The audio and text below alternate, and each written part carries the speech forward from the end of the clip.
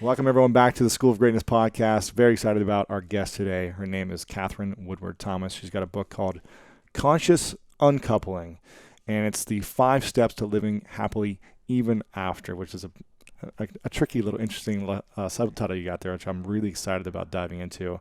And first off, thank you for being here. Oh, thank you for asking me. It's such an honor. It means a lot to me. Thanks. This is probably a different topic than I cover most of the time, but for me, something that, I've been in multiple relationships, and when I get in a relationship, I'm in a relationship. I'm like, I love deep.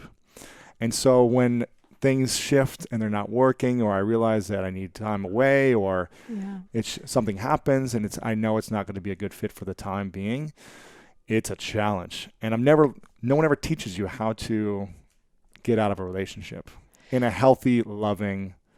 It's astounding how few of us know how to do this. You're the only one I know who knows how to do it. So. I have seen the most high-level, advanced spiritual people make a total mess of, the end of a relationship. Really? Yeah. We just don't know how to navigate it. And I have a theory about it. I think that inside of our happily ever after myth, which kind of assumes that if the relationship ends before one or both people die, that it was a complete disaster and a complete failure of love. And so inside of that, we just never really figured out, well, how can we bring conscious completion to our intimate relationships, or to really any relationships for that matter? I mean, why do people...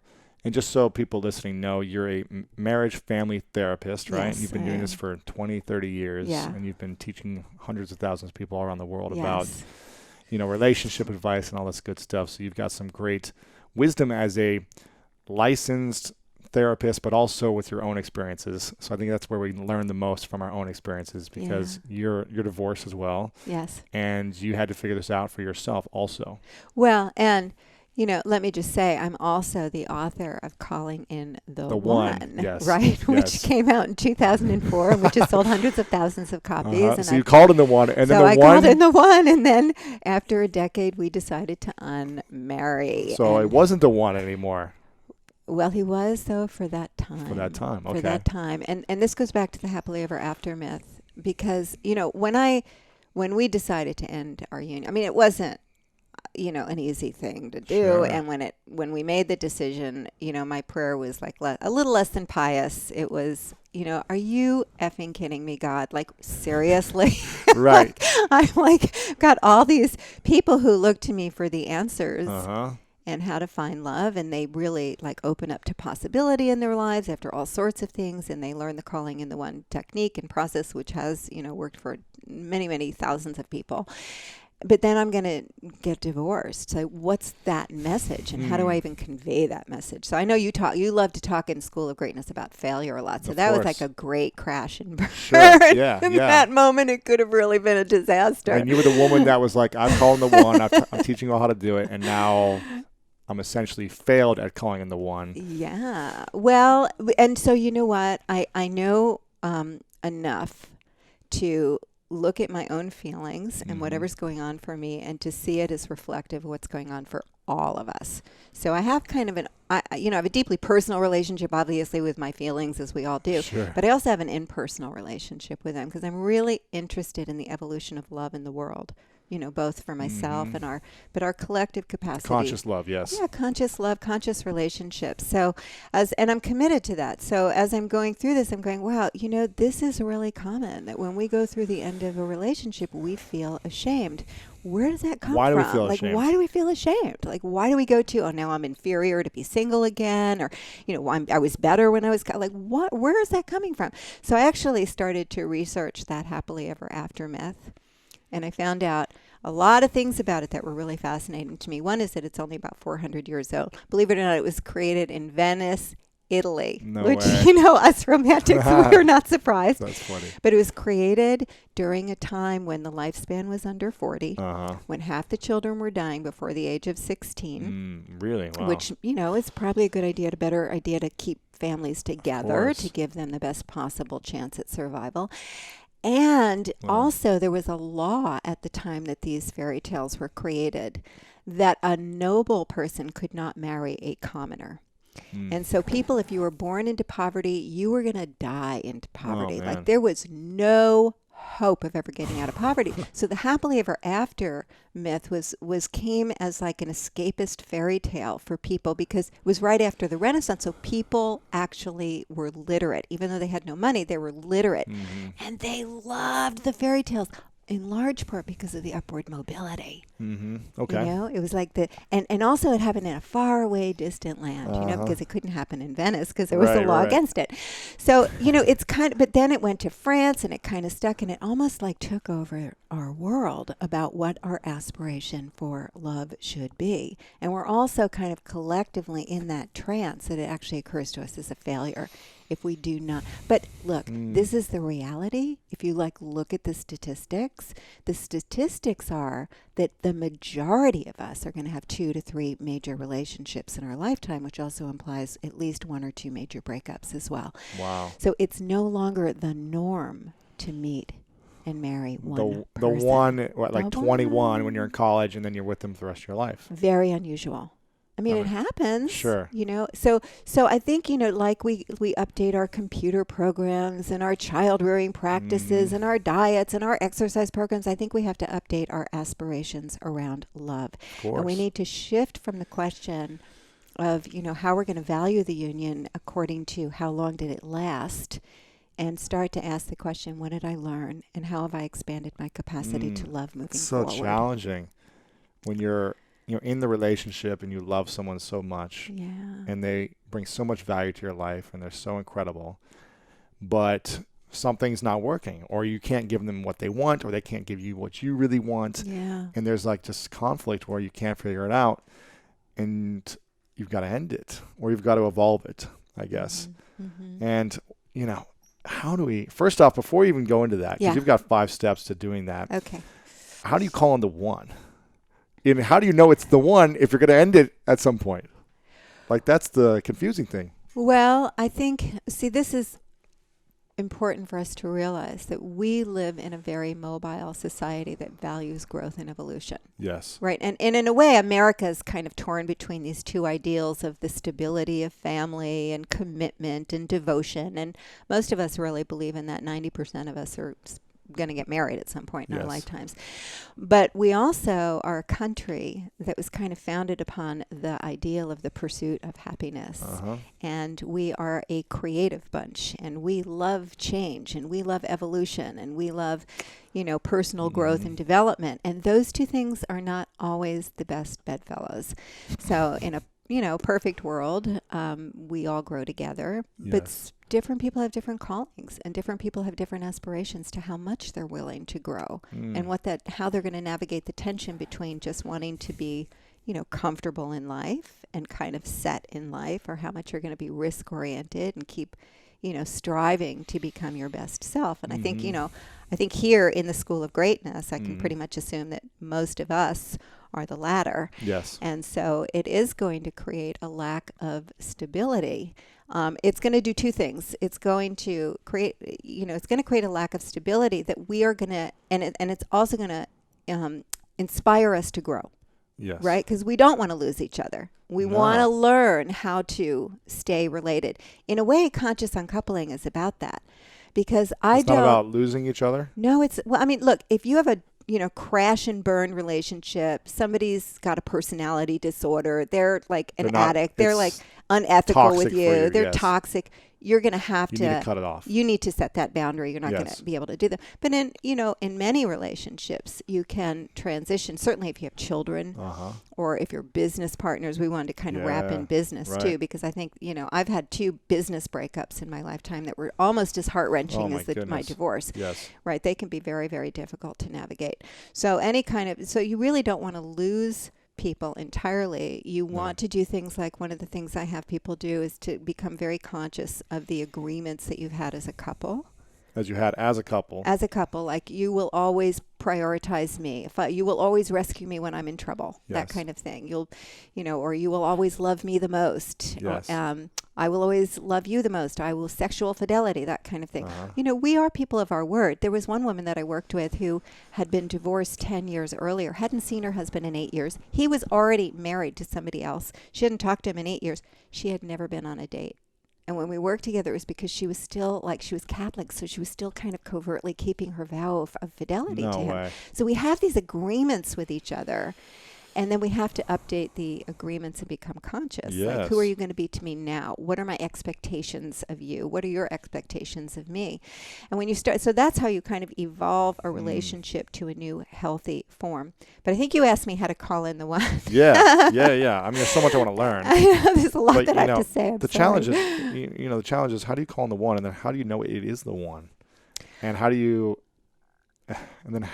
deal with coping with when it's not the one right now, or it's not the right time, or it's not working, that it's not the one anymore for right now. It's just, so they're different questions. So Yes. I think how to call in the one is about being very intentional and being more future-oriented than past-oriented. Mm-hmm. So a lot of us have, certain things in our histories, in our childhoods. We have certain dynamics that were happening in our families. And so we have insecurities, or we Sure. have beliefs that, I'm not good enough, or I'm not wanted, or men always leave, or those kinds of stories that or I can't trust people, or whatever it is. I don't Right. have faith in humanity or something. Yeah. Yeah. And then, and so we're kind of like, and then we go to, how am I going to have love? And there's like a sense of resignation, because it's become an identity. It's Yes. become a self-sense. So one of the things we do in Calling in the One is we look and name that identity really specifically according to each person's story. Like, if your dad left when you were 5, what did you make that mean about you? Yes. I'm not worthy, or that everyone's always going to leave me, or that Yeah.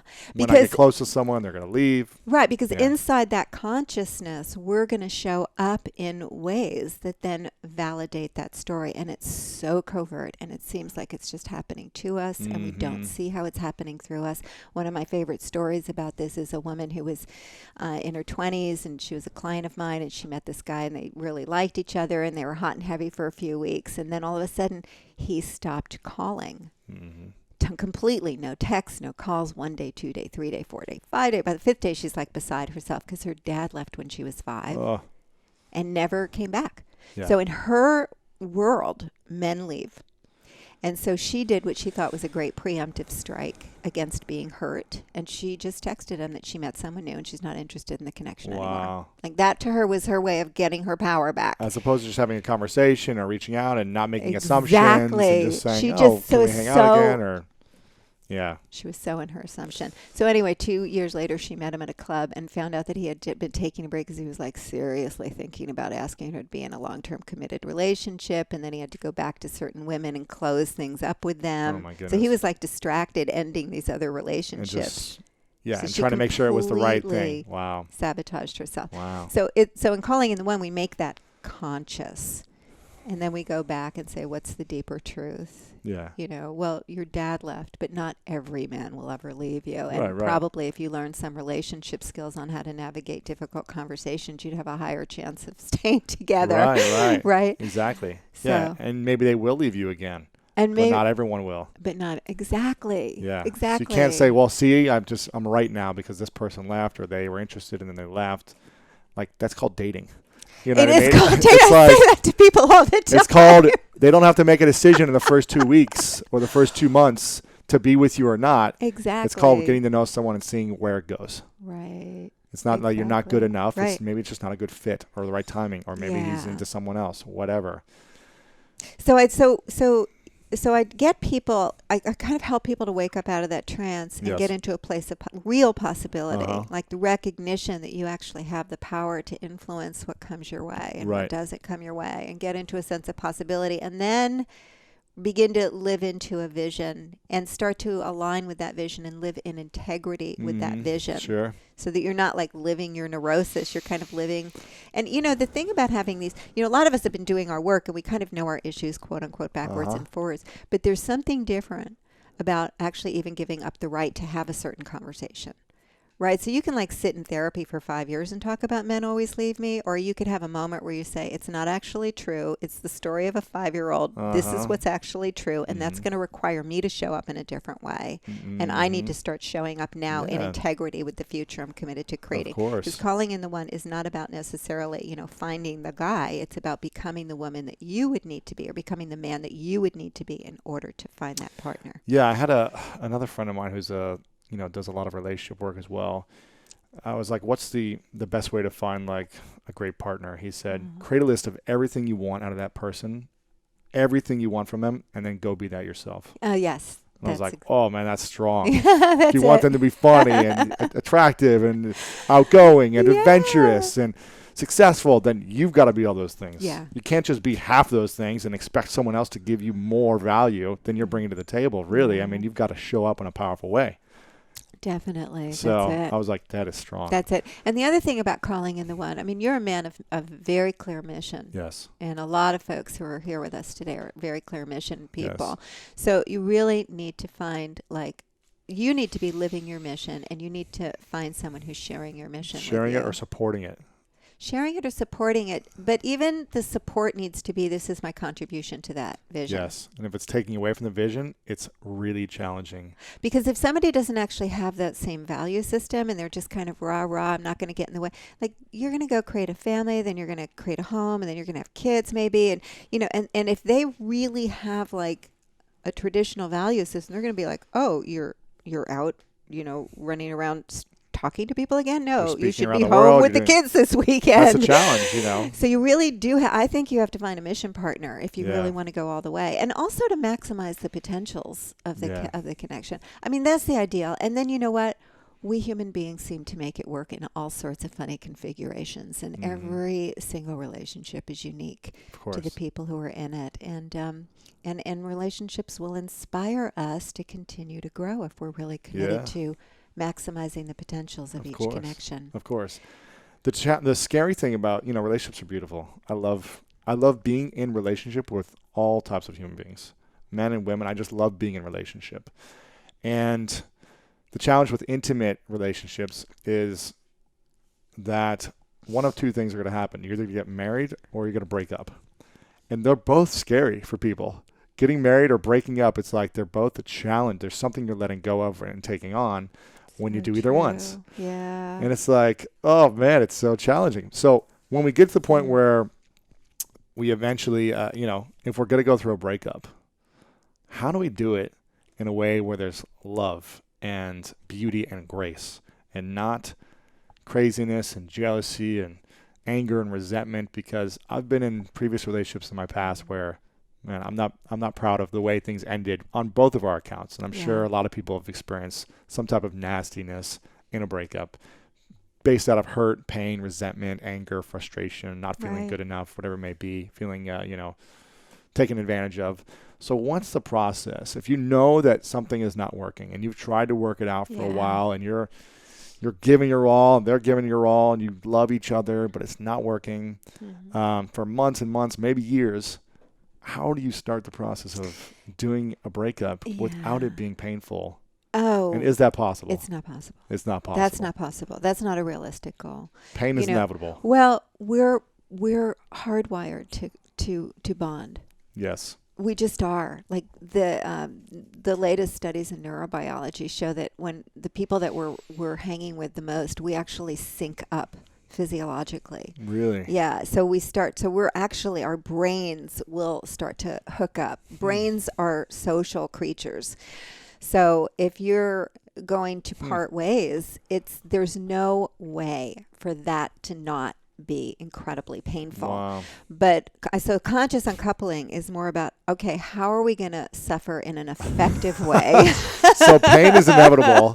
You're going to experience pain. It's going to be challenging. Right. But how do you do it in a way where you can still be okay with it? Yeah. Well, that you're going to be able to not drag it on for years or something, right? Oh, exactly. Well, that's when people create a negative bond as opposed to a positive, because they can't let go. See, that's the brain, though. The brain doesn't want to let go at any cost. The brain is hardwired. Even depression.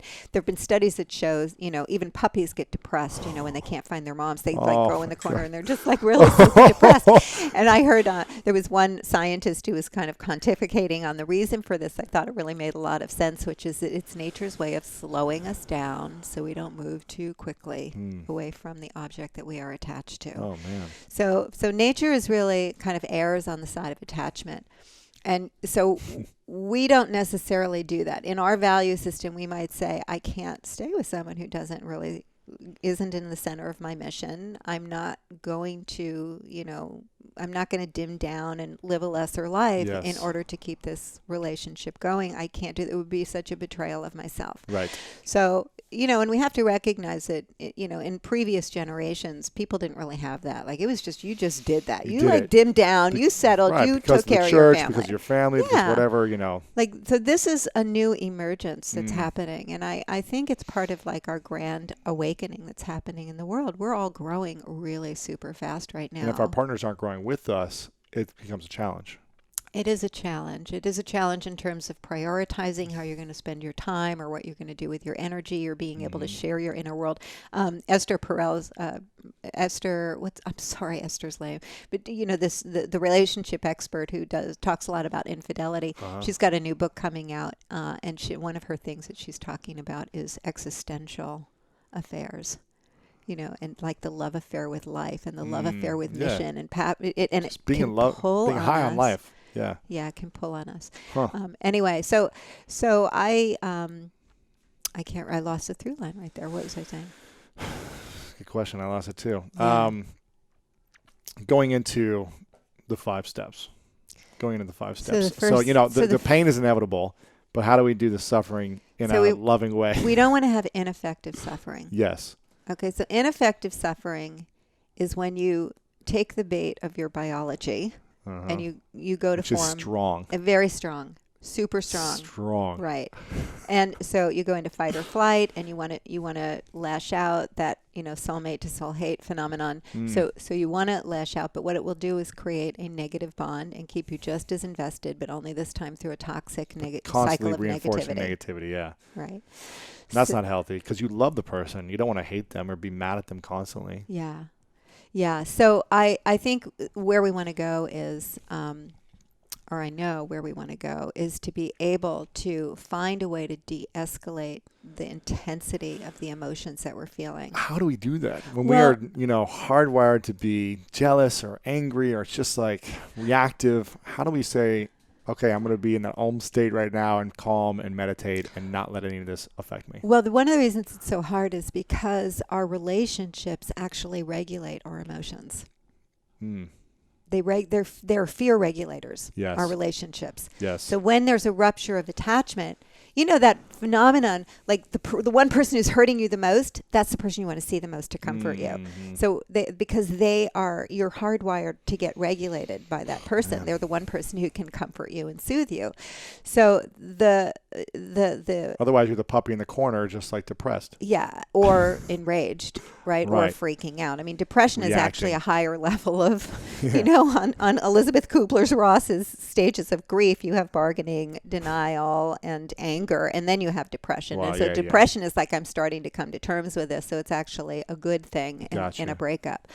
But I think you're saying, like, how do you deal with the anger and the rage and the jealousy, all of that stuff? Yes. So one of the things that I offer people is a simple technique called affect labeling in the psychological world, which is basically the ability to put a name on each of your feelings. Okay. So give me an example. So an example is, first of all, there was a scientific study done where subjects were looking at a computer screen and they were seeing, faces of horror, faces of rage, faces of hatred, and they were being monitored in all of their vitals, and they're kind of going off the charts. Their blood pressure is rising and their heart rate is going.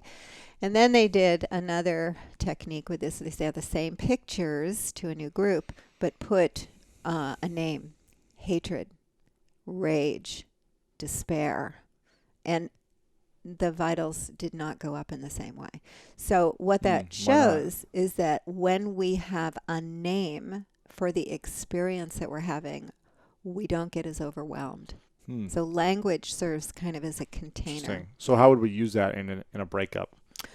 So I have a practice where it's very simply advise people to ask yourself, Katherine, honey, what are you feeling right now? I'm feeling terrified.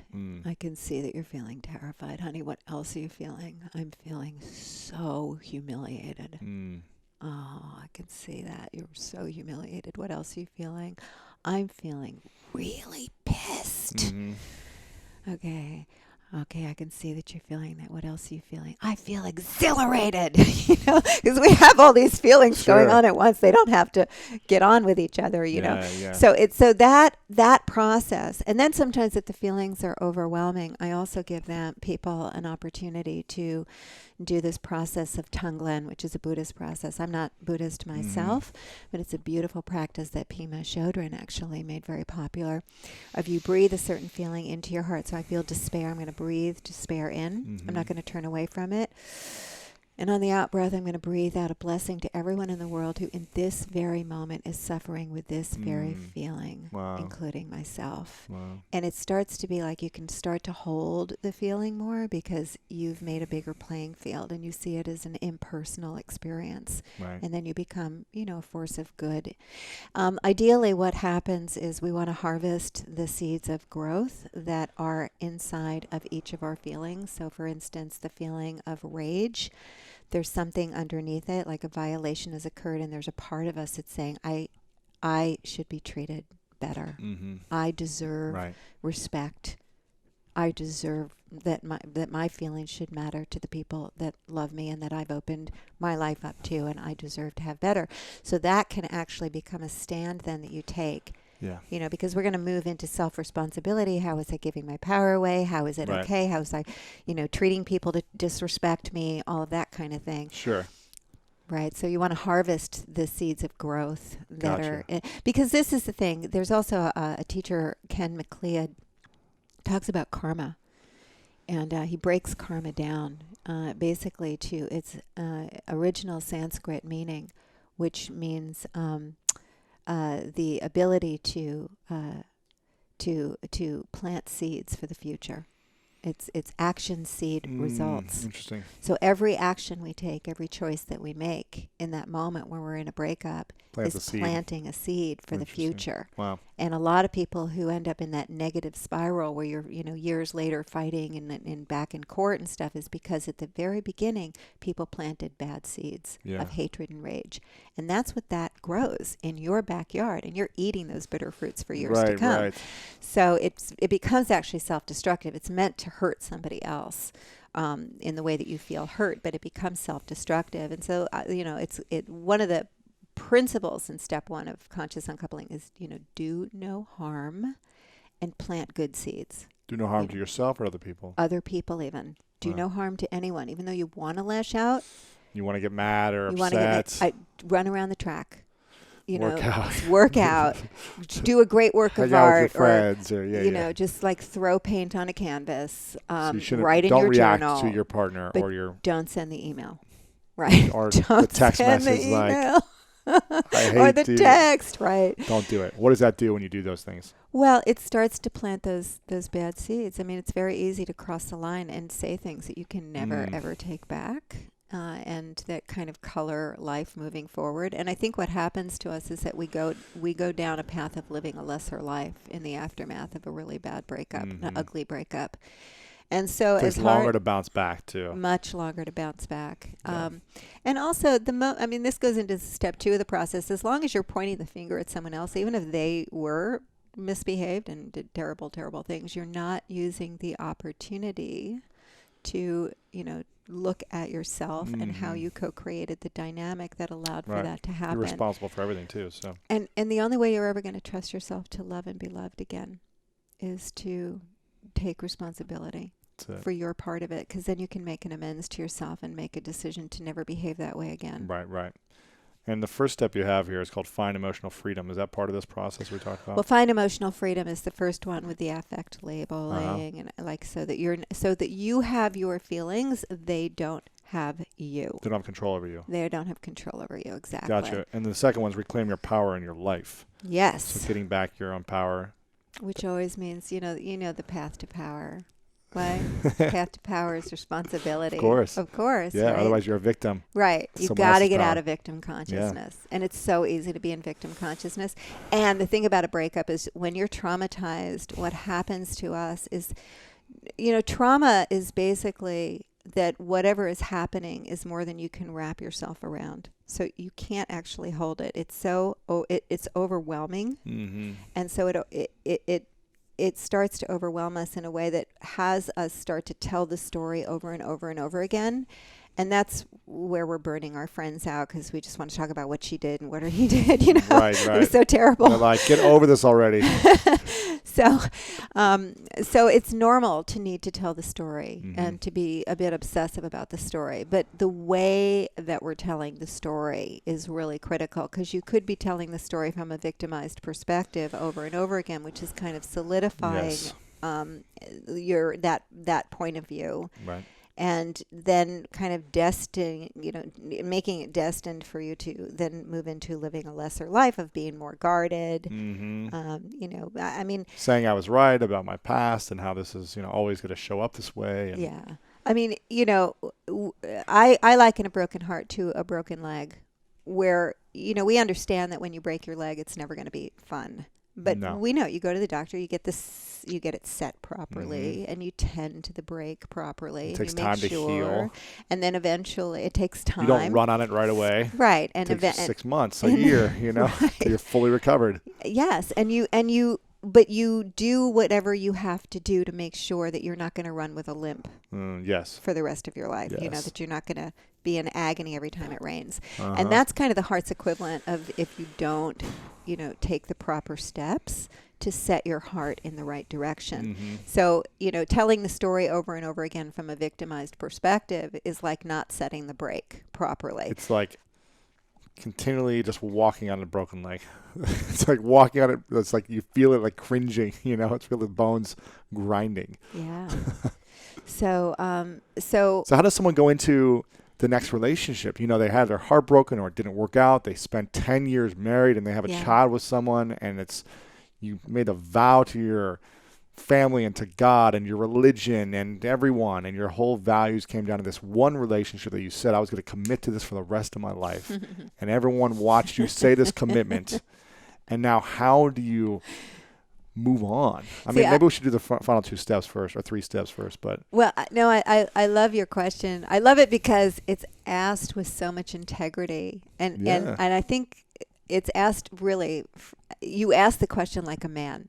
Like a woman wouldn't necessarily ask that question the way that you asked it. Well, Because, and I think it's important to just validate what you just did, because I just love that men tend to take their commitments so seriously. I think women do too. Women that grow up in a religious way, that are like, okay, like my vow and my commitment in front of God and my family is like for life.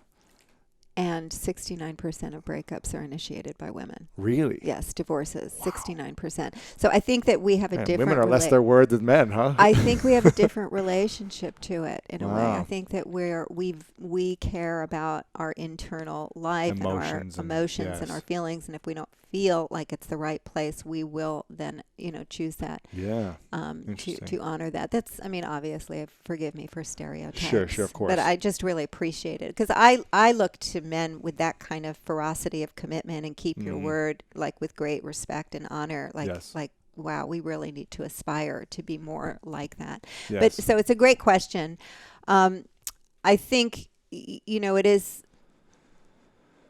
So let me relate to your question to just kind of finishing up the step 2, which is I think when we go to self-reflect about taking personal responsibility, which you're going to have to do big time in order to break that commitment. You want to ask yourself questions that are going to actually foster growth and development. And most of us ask ourselves shame-based questions, and that's why we can't take personal responsibility. What questions do we usually ask? What's wrong with me? Oh, right, yeah. What's wrong with me? Why can't I keep it together? Why can't we make it work? Why doesn't anybody love me? What's wrong with me? How can I be so stupid? Right. So we'll How ask didn't I see this coming before? I didn't see the red flags. Yeah. So it's basically some variation on the theme of what's wrong with me. Yeah. That's not going to ever foster growth and development. Like the questions that you want to be asking are, okay, if this is what I keep creating, what part of me feels safer being alone than in relationship? Or how do I give my power away to try and be liked? Where do I, show up in ways that are like self-disparaging or, not really standing for myself so that I train someone else to treat me badly? It's like those kinds of questions are going to lead to emancipation from old patterns, and you're going to become a better version of yourself. And I think if we lose something that we were once deeply invested in with our whole hearts, that we have to come out of the experience as better versions of ourselves to really live with ourselves. We're going to come out more humble, more generous, more soft-hearted, more conscious, more aware of the impact of our choices on another person. And ultimately, so that's effective suffering, right? Now we're talking about effective suffering to deeper empathy, be in service more. Yeah, exactly. Like the cost. I mean, a lot of us just skim over these things. Our partner can ask us for things for a long time and we don't think it's important. And then when we lose the relationship, we go, wow, that was like super important. That was nothing to skim over. I should have taken that more seriously. So we're learning about relationships as we go forward. Yeah. And I think that the commitment to then implement that moving forward is what helps us to live with ourselves. The step 3 is about going back and healing the original wound in our heart. We talked a little about that in the Calling in the One conversation, like what's the I'm not wanted or the I'm alone, and how have you been showing up in ways that have kind of recreated that story. And the most important part is like, well, what's really true? Yeah.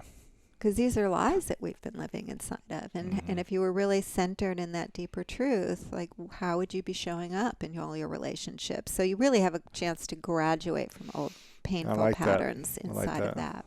Okay. And then step 4 is... I love the word you use here, the love alchemist. Love alchemist. I love that. What does that mean to you? Well, it's about being generative of the future, of a positive future. So it's the recognition that people are going to lash out, that people are going to do, unconscious things, because that's what's normal in a breakup. Right. So I normalize that. Like nobody goes through conscious uncoupling perfectly. Like we're going to do this. Everybody goes through it messy. Yeah. Because a breakup is like a birth canal. Like you get your face smushed in, you're like in it. You don't know where you're going. You're kind of out of control. So you're doing the best you can. And so step 4 is about setting an intention for a positive outcome for everyone impacted and aligning with that future. And so when there's breakdowns in communication, it's about responding in a generative way. So somebody comes to you and says, well, I thought you were going to do this and you said you were going to do that. Instead of saying, yeah, but you said this and blah, blah, blah, going down, spiraling down, you might say, oh, wow, okay, you're upset. Let me see if I understand what you're upset about. Yeah, you're right. I did kind of mess that up. Okay, you're absolutely right. And that's inconsistent with the future that we're committed to creating too. I'm going to really try harder. So you make an amends. I think that's the same thing for being in a relationship, is doing that. Well, as being, uncoupling. I'm creating a whole thing for conscious recoupling for people who've gone through the program, because actually that's what happens sometimes. Yeah. So the program could actually be for people who are just really struggling in their relationship too.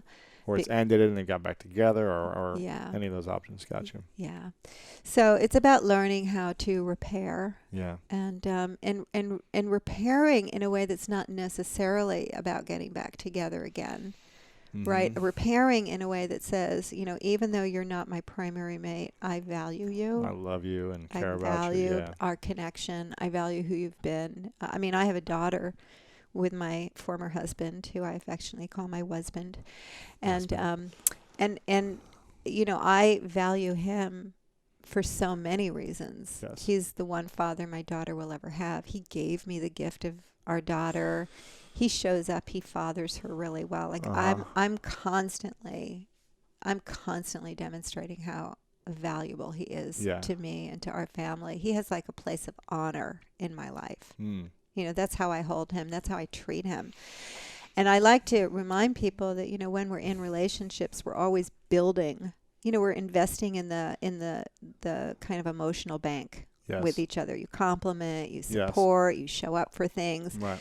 I think that when you have children, or if you have a business relationship, for instance, where you have ongoing things happening, you still want to invest in the relationship. You're just investing in a different way. But you're investing in the health of your family in the same way that you might, be generous to a cousin or to your brother. Like, somebody has not left your family. If you have children, that person's still your family. Yeah, of course. So when did you realize he wasn't the one anymore? It was kind of gradual, truthfully. And for me, it had to do with the disparity in our missions. So you had different alignments. We did, and when we got married, it looked like they were the same thing. Huh. But I think that it took a few years to reveal that they really were not. Now, sometimes when people have different values, they complement each other, right? So my value of expansion and growth and moving, onwards and upwards all the time, aspiring to be a better human being and evolve my own consciousness. I'm a growth junkie. I'm a change junkie. Yeah. He is very Buddhist, and his practice is really around more like accepting what is and seeing the beauty in what is. So I think you can have a marriage like that and have it work if you're inspired by each other and you're valuing each other and you're learning a bit of each other's practice. You're growing together. Because, they are two beautiful sides of the same coin, and one could actually learn from the other.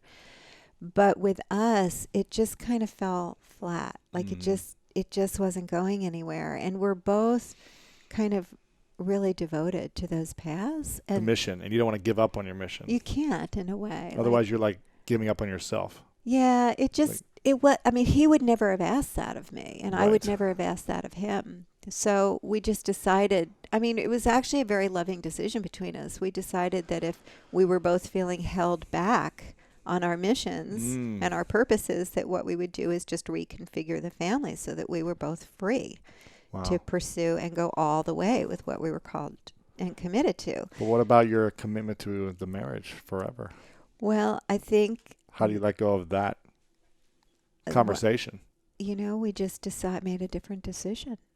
And we decided that we were going to love each other outside of the form of the marriage. That the mantle of marriage was not an appropriate one for our relationship anymore. It wasn't the best one for us. And I think it was really a great decision. I just see what's happened for him in the aftermath, and I see what's happened for me. And I wouldn't be who I am now, and he wouldn't be who he is now. Right. What if one person really wants to stay in a relationship or makes the other person wrong for wanting to end it because they're not willing to work hard enough, or they're not willing to sacrifice enough, or they don't share the same values, or they said one thing and they took it back? How does that person who wants to evolve and wants to uncouple consciously out of love or grow from that, how does that person handle the person who doesn't get it?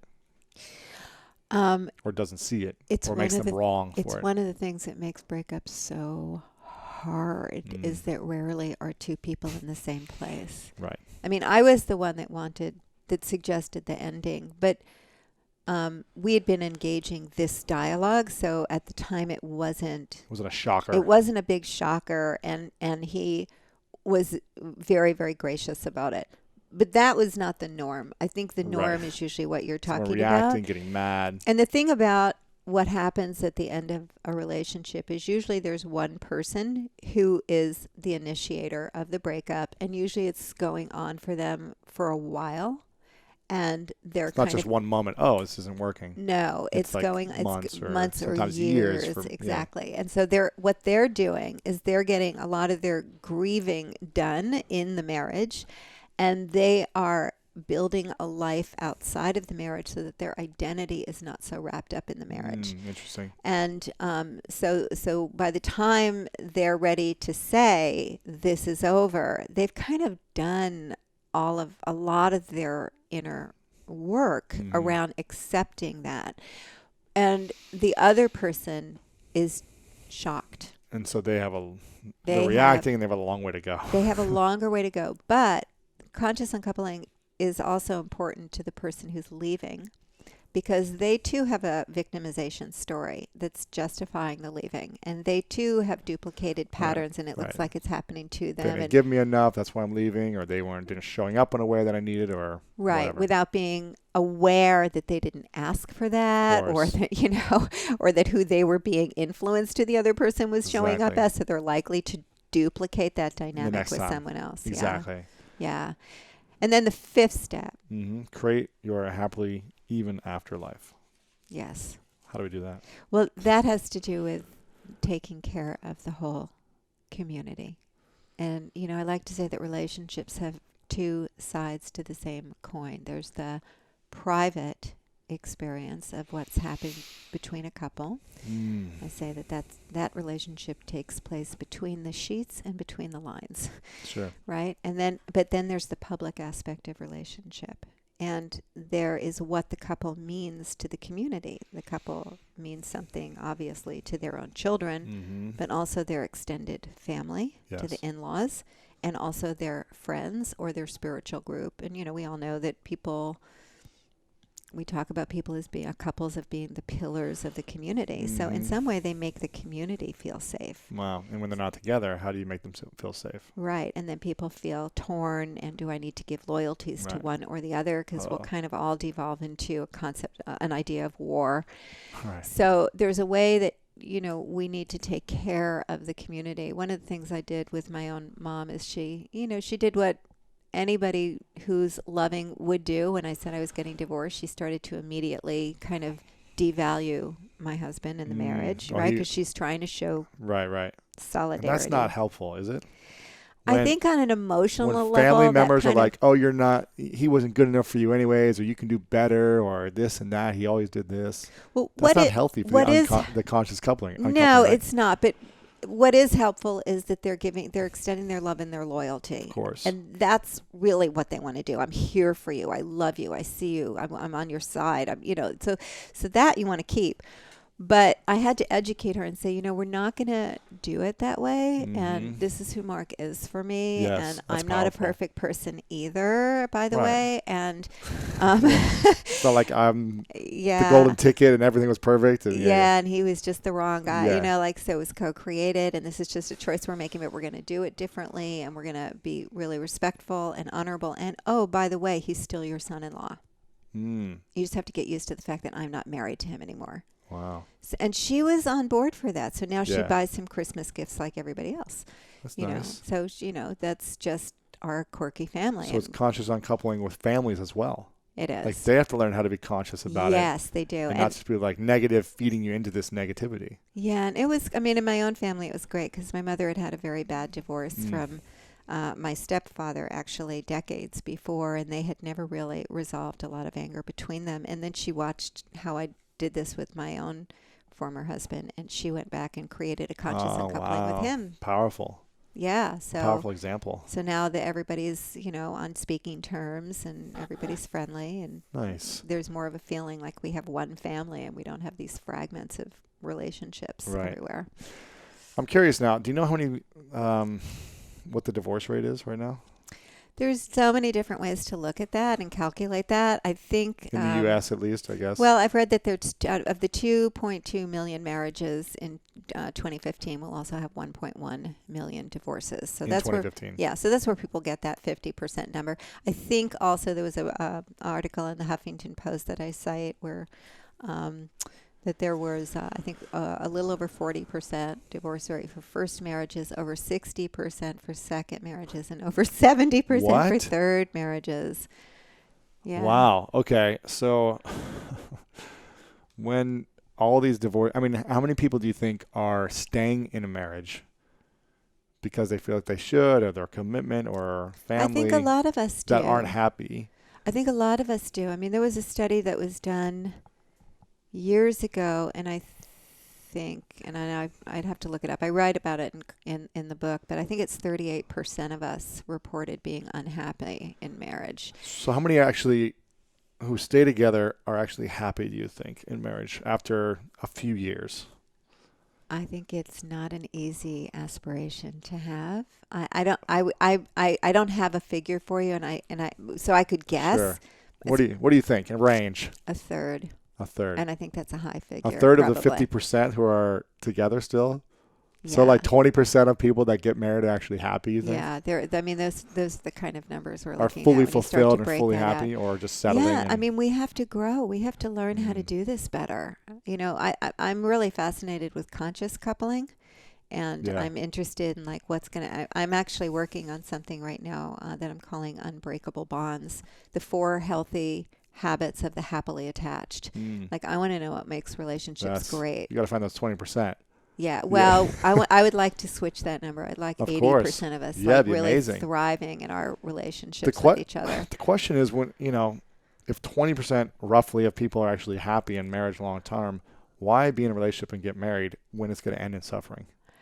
Well, I think if we learn how to end our relationships responsibly, we can take the risk to do that. I mean, I'm grateful that I had a wonderful marriage. I really am grateful. There was so much the good that came out of it. I mean, look, Calling in the One came out of it. Conscious Uncoupling came out of it. Our daughter came out of it. You've helped a lot of people, yeah. So, I mean, I think that relationships and committed relationships in particular are really amazing because, to have somebody really on your side and really rooting for you and up underneath you and, to also have people to care about and to love so you get out of your own way. Yeah. And we get to engage with each other and learn. I've learned so much. I'm such a different person than the woman who married Mark. I'm much more mature. You've grown. Much more present. I'm much more tolerant. I think I'm a more loving person now. So what you're saying, it's okay to get in a relationship even if you break up. Even if you're going to break up. In some ways, I think knowing that if we had to, we would have a way to do this well and peacefully allows us to even open our hearts further and go into relationships more committed, with more of ourselves available. Knowing that, hey, they may end and it's going to be okay either way. It will be okay. Nobody's going to be damaged. We're always going to be good to each other. But most people don't go into that with that mindset. Well, that's what I'm hoping to change. And it's hard to go into a mindset thinking, I'm so in love with this person. I want to create a future with them. I want to, create a family. But we may break up one day.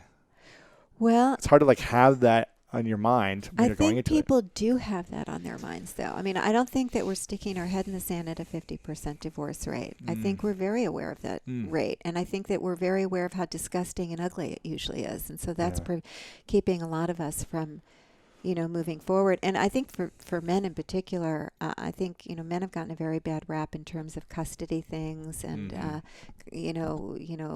alimony stuff. And, I think a lot of men have cold feet around marriage in general because of... They feel like they're going to get screwed at some point. Well, and I have to add, and forgive me, I have to say that for women too, because now women are, even the primary breadwinners of their family just as often. So so anybody who's gone, although I think that we women tend to still hold on to the ideal, but I think men are very pragmatic about it, and a lot of men are a little bit nervous about that kind of potential. So we're looking at divorce reform and reform and the evolution around breakups, not just emotionally but also legally. There's a lot happening on the legal field. I've been working and talking to some legal professionals who are really committed to evolving the legal landscape of divorce too, to make that much more holistic and wholesome, make it a more wholesome process. It's challenging. So that we're not so terrified of losing each other should we commit, so that we're actually freer to commit and dive in absolutely 110% with each other. What do you think the world needs more of in terms of when they're in relationships? Love, sweet love. When they're in relationship? Yeah. How about self-awareness and self-responsibility? Presence of mind to get out of our old habits, the awareness of what your old trance is, the I'm not good enough or I'm alone, and what kind of... See, inside of those old beliefs, our development got stunted. We never actually learned certain skills in relationship inside of that worldview. If you think you're invisible and no one ever really cares about you, why in the world would you even bother learning how to state your needs clearly? Because there's an assumption that the other person won't care about them. Right. So once you learn your consciousness, you understand, what your filters are, and you you are willing to work to break those up and reality check them and get into your adult center and actually have an adult relationship and not be running the show from your wounded child. Exactly. It's going to cause a whole new opportunity for happiness and love. I love it. What do you want people to take away from this the most? Like, what is your mission with this book? Well, my mission is that there is another way. I mean, I myself, we didn't get into this, and we're probably running out of time now, but I myself was the product of a very bad divorce. And all of those things that they say could go wrong did go wrong. I had difficulties in school, and I was promiscuous, and I was smoking cigarettes by the age of 10 and hanging out in bars by the age of 14. And then I had, difficult relational patterns in my 20s. So really like painful patterns up until in my 30s when I started to kind of sort myself out and finally figure it out. And my mission is to spare a whole generation of children that agony. We kind of know these results of what happens in a bad divorce for children. We know that they have difficult relationships, that they're more likely to divorce later on, and all those kinds of things. However, those of us who've been through it understand what it is internally, and it can be an emotional homelessness that can last for years, or it can be a low-grade depression, or it can be a feeling of I don't belong anywhere, or deep aloneness, like all of those kinds of things in consciousness that happen in what I'll call like an uncontained divorce. And so conscious uncoupling is about keeping the family a family and making sure that children feel cared for and loved, and even the children in all of us, of course. So that we don't have to go into emotional homelessness because we're going to transition a union, but we can remember that we all do belong to each other, and that each one of us is, felt more held in a field of love and belonging. Yeah, I like that. Yeah. We are getting to the end of the time, although I want to continue to ask you questions, so maybe we'll have you come back on another time and do round 2. But to wrap it up, I've got a couple final questions. One is, what are you most grateful for recently? Oh, wow. There's a lot of magic in my life right now. Almost too much to even begin to name. I think this book, for me, is such a profound, important contribution to make because of my childhood and because of my journey and the difficulties I've had in romantic love and intimate love for many, many years. And the opportunity to take the thing that was most devastating and most challenging in my life and turn it into a gift that I can now offer to the world is incredible. Yeah. And I'm super grateful that the moment that it went out into the lexicon through Gwyneth Paltrow's website, that it was embraced and it began to reposition divorce. So to be able, I have this feeling like, for years I was saying, I have such a desire to contribute. For years I was saying to my friend, I just want to hit it out of the ballpark. I just want to hit it out of the ballpark for love. I just want to do something like so loving in this world. And when that happened, it was like hitting it out of the ballpark. And when was that? That happened last year. Yeah. And that's how I got this wonderful book deal with Harmony. And now the book is coming out. And I feel really proud of the book. I feel like it really names it and lays out the process in a way that's accessible to people and not super woo-woo. Like it really gets, like, I know what you're going through on an emotional level, and you still can do this. Yep. So there's just been a tremendous amount of support and magic around. So I'm super grateful for that. Awesome. Yeah, this book is great. I mean, it's got a lot of great things. I love, there's a headline here, what if you're hoping you'll get back together? I saw great exercises in here of really processes we can do ourselves with other friends, with our partner, or the partner we're breaking up with. So I highly recommend getting the book, Conscious Uncoupling. If you're thinking about going through a breakup, a friend who's going through one, any of those things, get them this and send them this episode as well. 2 final questions. Okay.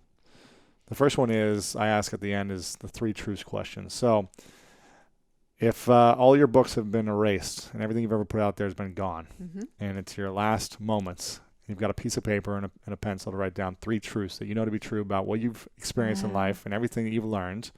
What would be those 3 things? Love yourself, love others, and love life. There you go. That's my religion. That's simple. I love it.